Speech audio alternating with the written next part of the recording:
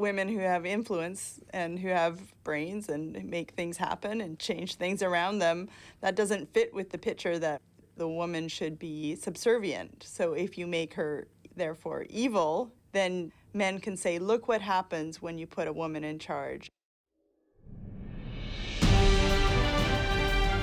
These women were extraordinary figures of their time. Important discussions about issues like women's power, women's sexuality. All these stories about women in the Bible have sex in common. They have to be recast as evil. They are women who change the world around them.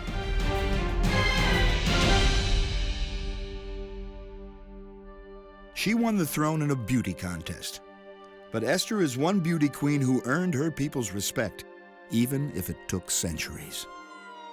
Sometimes critics have called Esther, the Book of Esther, a work that contains a Miss Persia contest.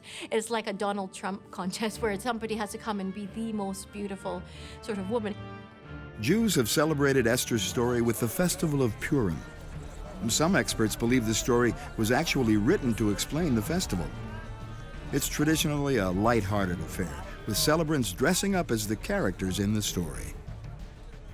And this is it's a very fun story, but it's a very bawdy story in a way. And there's all sorts of hints of extreme drunkenness, elaborate feasts, seduction, all of these hints of things that we don't necessarily think of when we think of biblical stories from Sunday school, but they're all there. I think the character of Esther herself has been looked at in a negative light by a lot of scholars, by a number of scholars, who don't expect a heroic biblical woman to be engaged in the arts of seduction. King Xerxes of Persia was throwing a party, a big party. A little the worse for wear, he called his beautiful first wife to come and show off in front of his mates. But Queen Vashti refused. So Vashti becomes a woman of strength and courage. Even if it costs me my life, I will not do this. And so for many women, she becomes the model of defiance. The ancient readers of this would have found this quite comical, in that here's this queen refusing to obey his orders. And later feminist thinkers have seen Queen Vashti as being more of a heroic character because she refuses to bow to the patriarchy. Furious at her disobedience, the king took Vashti's crown and advertised for a new queen, beautiful, virginal, and hopefully more compliant. The king is worried, and the advisors are worried, that if you have a situation where a woman can disobey the king, this is going to mean that women all over the region, all over the empire, are going to be disobeying their husbands. So they're greatly concerned about the possibilities of the social order collapsing here. I think in ancient autocratic societies, as in modern ones, in a way, of course, everyone has choices, but the choices are, realistically speaking, very constrained. I think if you're summoned to be part of the royal harem, you have a choice, but the choice is probably living or dying. The Jewish courtier Mordecai thought his beautiful cousin Esther could win the crown. Yeah. At his urging, she spent a year getting ready for her audience with the king. Many lovely virgins went before and returned the next morning empty-handed. When it came Esther's turn, the king was smitten. And Esther is not only beautiful in the face, we're told, but she's beautiful in her form. So she has this wonderful body, this wonderful facial appearance. She's perfumed for 6 months and has other beauty treatments for another 6 months. So for 12 months, she has to become the most pristine, beautiful object, even smelling, the olfactory sense of Esther. And so this is what I think he's drawn to. I don't think he sees any depth to Esther, but she can use that beauty as a vehicle of power. And that has nowadays, in modern terms, this is now being called erotic capital. She knows how to play the politics of the court. She knows when to appear, when not to appear, how to play her role. She operates in this context very astutely. Feminist scholars often feel uncomfortable with her and other females who use indirect means to achieve their goals or to achieve a measure of authority or power. They prefer figures like Vashti because Vashti overtly and ostensibly and directly denies a request of the king.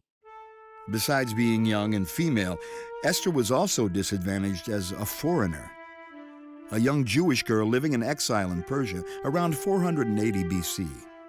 So there are situations where Esther doesn't, she purposely hides the fact that she's Jewish, and she's advised to do so, and so she hides that fact. A queen like Esther would fit into the social world in a kind of a double way. Because she's part of an oppressed minority, she would be in danger. So that even though she's an elite character, her position would not be guaranteed. She could be vulnerable. By bringing her husband news from cousin Mordecai of a plot against the king's life, Esther solidified her position. And this was where the plot thickened. The king's right-hand man, Haman, rounded up the plotters and killed them. He also required everyone to show loyalty by bowing to him. One man refused, Esther's cousin Mordecai. As a Jew, it's against his religion. And so this starts the whole crisis out, where Mordecai won't bow for Haman, and this just drives Haman nuts for whatever reasons. He just can't stand the idea that somebody is not bowing down before him. So Haman got the king's permission to execute all Persian Jews. Of course, Xerxes didn't realize this meant his beautiful bride. You can read this as a comic story making fun of the Persian Empire, making fun of this extremely drunk and ill-tempered king who isn't so concerned with his people, but is more interested in feasting and drinking and building a large harem for himself, and he leaves the arts of governance to his advisors. Through it all, Esther appeared oblivious, living the good life as the king's favorite. When Mordecai asked Esther to intervene with the king, she was suddenly faced with a momentous choice: risk her own life or abandon her people to certain death. She won the throne through a beauty contest. And now Esther's been thrust into politics headfirst, asked to intervene with the king to stop a massacre of Jews. The crisis comes when Mordecai, her uncle, is in trouble, and her people are at risk, and he asks Esther to step up to the plate, and she knows that she could lose her life by doing this. One of the initial acts of bravery that she engages in is that she appears before King Ahasuerus without his permission, and the book makes us aware that this is a danger for her, because we are told that if you do appear before the king without his permission, he can have you executed. Absolute obedience is required. So I think that rather totalitarian autocratic context helps to point up by way of contrast Esther's courage, for example, in going to see the king. And Mordecai gives her a bit of a pep talk, saying, you have to do this, it's important for your people, you're in the same boat as all of us, right? If you don't do this, it's going to be bad for all of us, and there will be another deliverer, somebody else will rise up and help us, and so you really have to do this. And so some scholars have taken that as a pivotal moment where Mordecai steps in and shows that he's the real hero.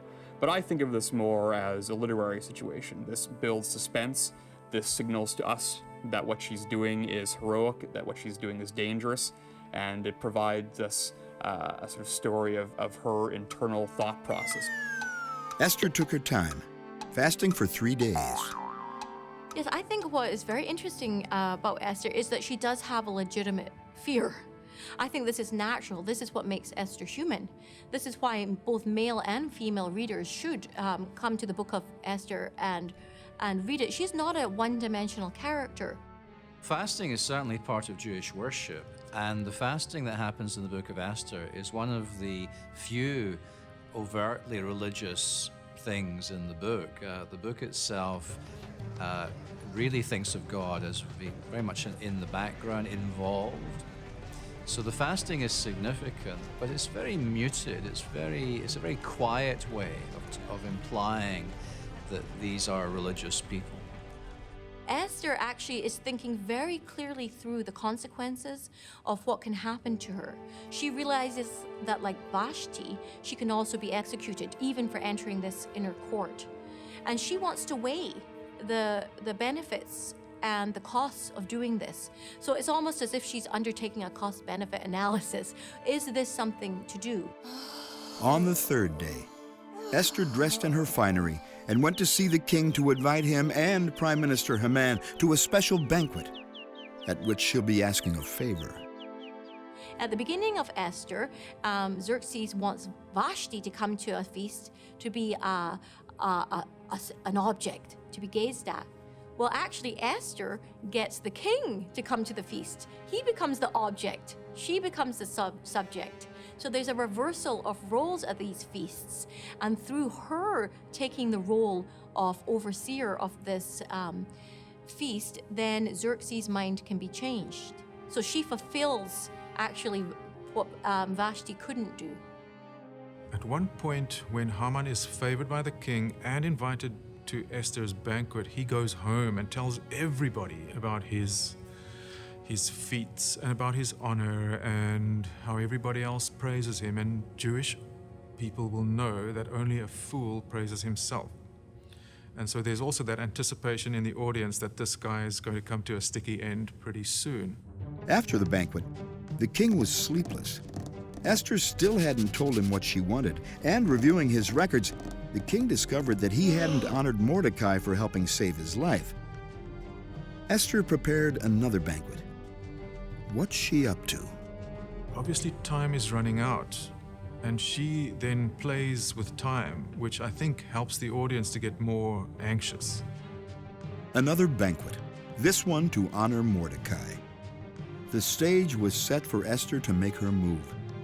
She finally told the king that she and Mordecai are Jews, and the mass execution order Haman was about to carry out in the king's name was her own death sentence. I think she succeeds with the king through these feasts and through the reasoning that she does with him, saying, "Did you know?"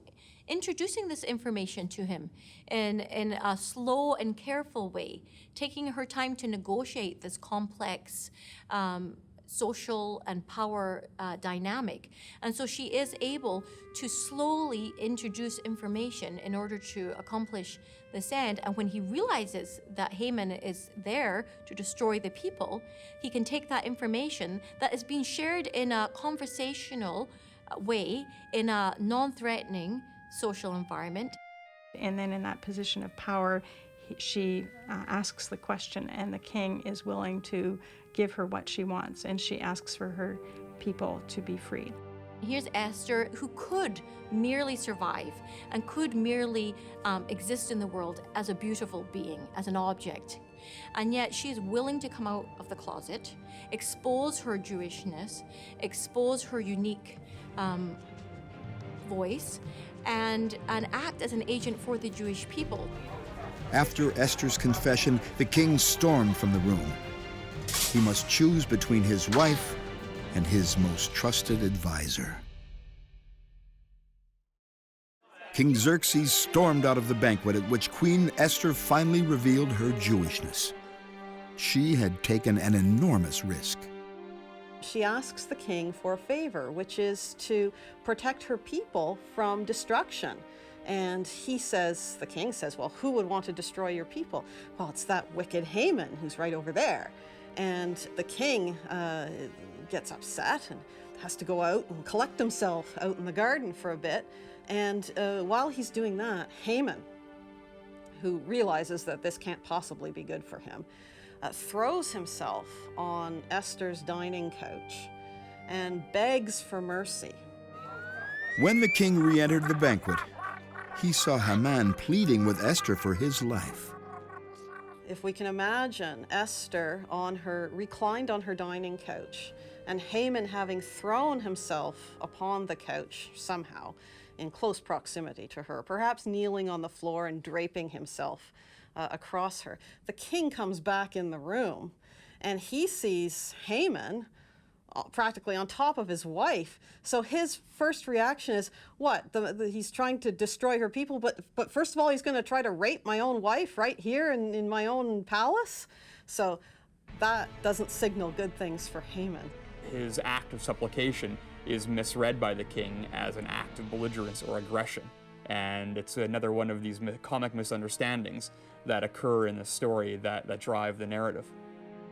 Haman will be hanged on the very gallows built for Esther's cousin Mordecai. By the end of the story, when Haman's about to be killed, he is bowing down at Esther, begging for his life. And we have a complete reversal from the beginning to the end.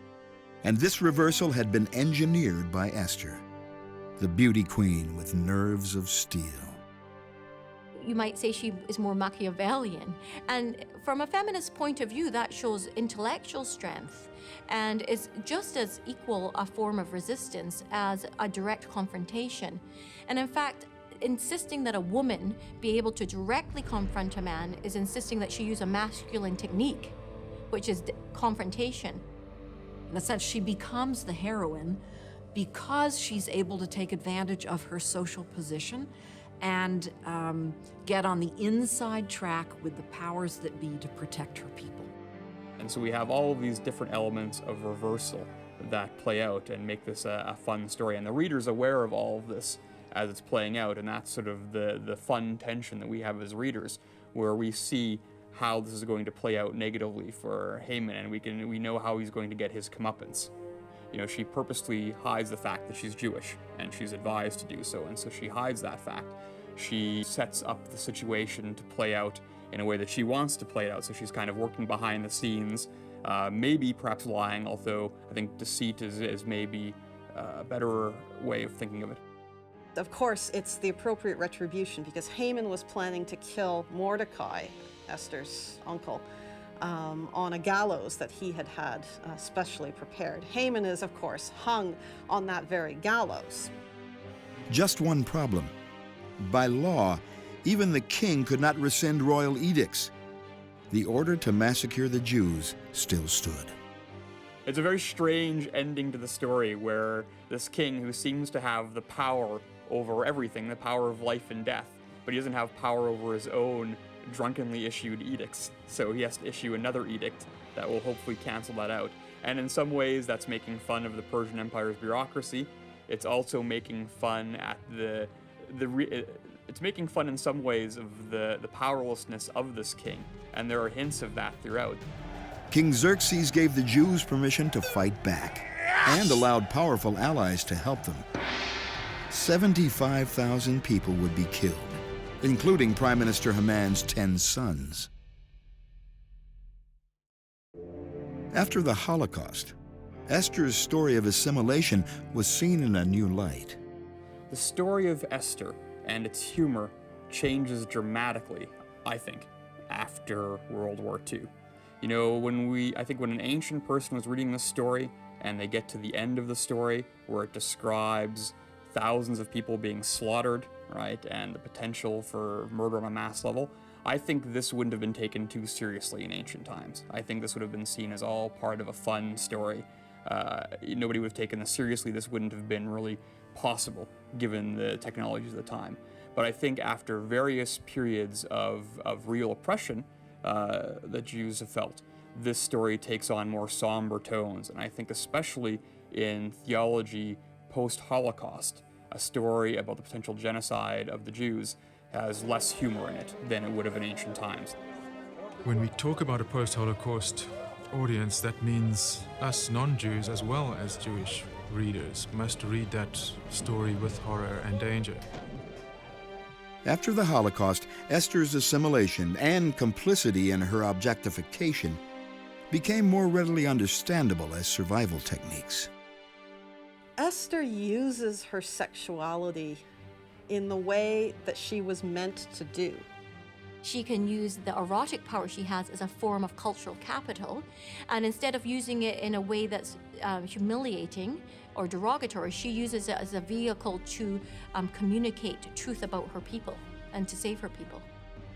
So it's a very important book in terms of modeling what a person like Esther, who's a woman, she's a minority, she's not in a position of power, and yet she uses everything she has for the good of her people. And in some ways, I think this is one of the messages of the book for an audience in the post-exilic period when the Jews are not in power and they live under foreign domination, is that like Esther and her uncle Mordecai, you bring to the table what you have, you use what you have, and in the end, you can serve your people well. The story of Esther is really an encouragement to other Jews in the diaspora that you can make it. You can be two things. One, you can survive, but most importantly, you can be true to your own faith. You can be true to the God of your ancestors, true to your religion, even as a Jew in a foreign land. And in fact, you can kind of win over those who might oppress you by being true to who you are and by being true to your faith. This is not someone who's challenging society on every level. She doesn't have to go into every aspect of life and overthrow it and turn the world upside down.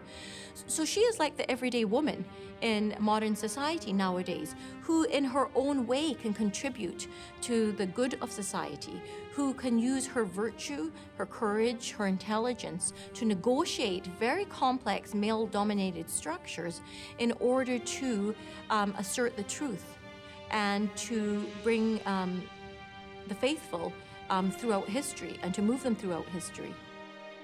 A complex and controversial character, Esther grew from beauty queen into her people's savior.